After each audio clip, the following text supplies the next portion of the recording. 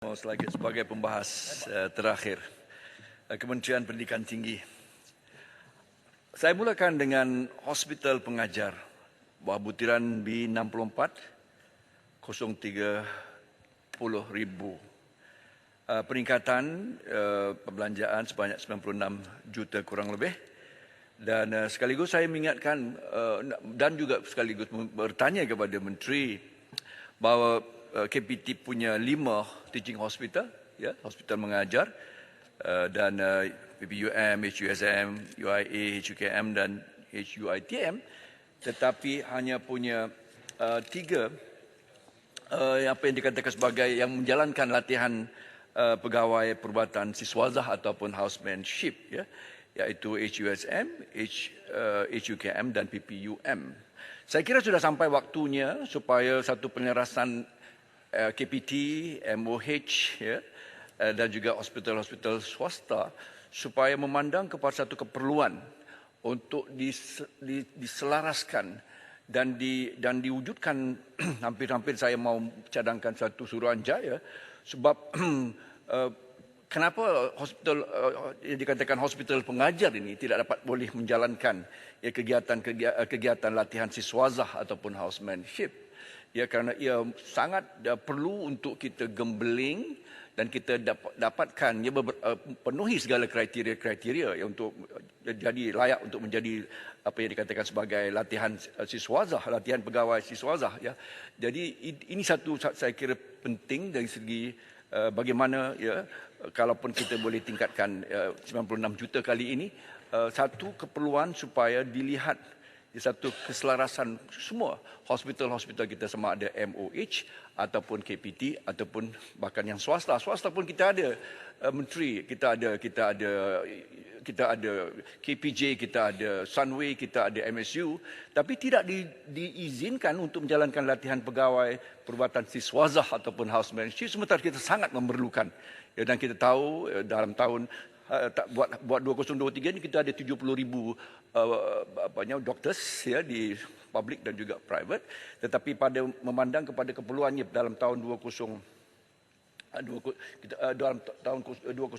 kita mungkin saja memerlukan 90,000. Jadi keperluan ini habis satu topik. Jadi Tan Sri, keperluan ini saya ingat perlu mendapat sedikit mendapat penelitian dan pertimbangan menteri. Itu pertamanya.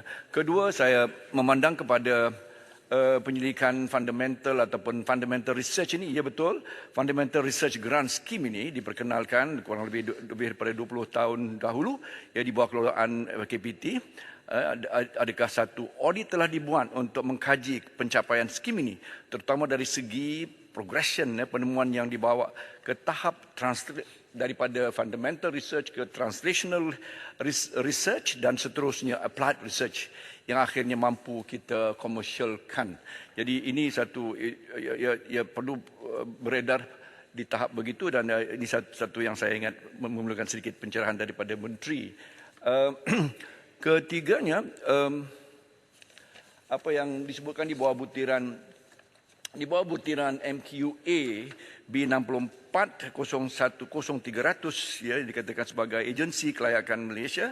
Saya merhatikan butiran 010,300 ini, mohon kerajaan nyatakan perincian berkenaan mekanisme perancangan MQA bagi pelajar-pelajar lepasan sekolah tahfiz. Ini sangat menarik. Sekolah tahfiz, pondok dan madrasah untuk menggunakan laluan alternatif pengakreditan pembelajaran pengalaman terdahulu ataupun APL yang dimaksudkan dengan accreditation of prior experiential learning, yang saya kira memberikan ruang kepada mereka yang melalui institusi pendidikan seperti ini dapat akhirnya menjejak kaki mereka ke institut pengajian tinggi, ya. Sekaligus juga saya ingin bertanya kepada menteri akan satu yang diistilahkan sebagai mekanisme pembelajaran fleksibel, ya, dan apakah kerancangan kementerian dalam menjamin hasrat kerajaan dalam melaksanakan program pembelajaran fleksibel ini, apakah ia juga bermaksud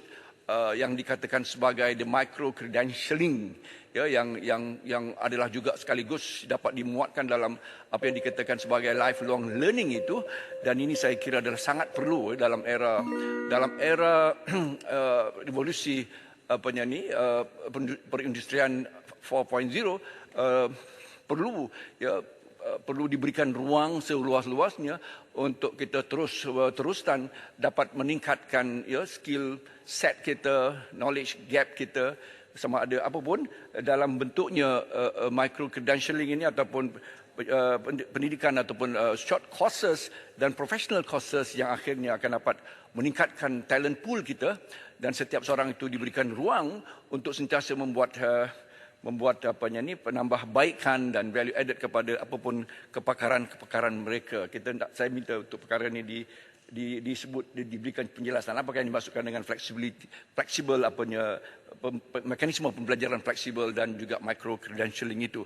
Akhir sekali, dengan izin Tan Sri, pendidikan tinggi di bawah butiran 020,000, ya, kita punya disebutkan di sini. Disebutkan tentang itu adalah bila dilihat kepada KPI-nya itu, ia menyebutkan tentang antara lainnya untuk dibuat pemacu petunjuk prestasi utama bagi pendidikan tinggi yang dibawa dalam bentuknya ranking kita dalam top 100 QS World Ranking, University Ranking. Tapi saya juga pada waktu yang sama mau kita juga melampaui ataupun beyond QS World University Ranking ini. Pendidikan tinggi kita ini mesti punya seperti mana India contohnya. India punya naratif, punya cita-citanya build universities for a knowledge economy. Kalau kita menteri, apakah agak-agaknya yang membina universiti, membentuk negara madani, membina universiti, building universities for apa yang mungkin kita boleh sebutkan sebagai civilized humanity dan sebagainya, itu tidak jelas kecuali kita mengejar world ranking itu. Saya kira tidak ada masalah. Mungkin sekaligus dia akan meletakkan kita di satu tahap yang posisi yang baik, tapi pada waktu yang sama saya kira seperti mana India contohnya build universities for a knowledge economy, kita juga mesti punya kejelasan di samping merebut ranking itu. Terima kasih Tan Sri atas kelebihan waktu yang diberikan. Baik, terima kasih.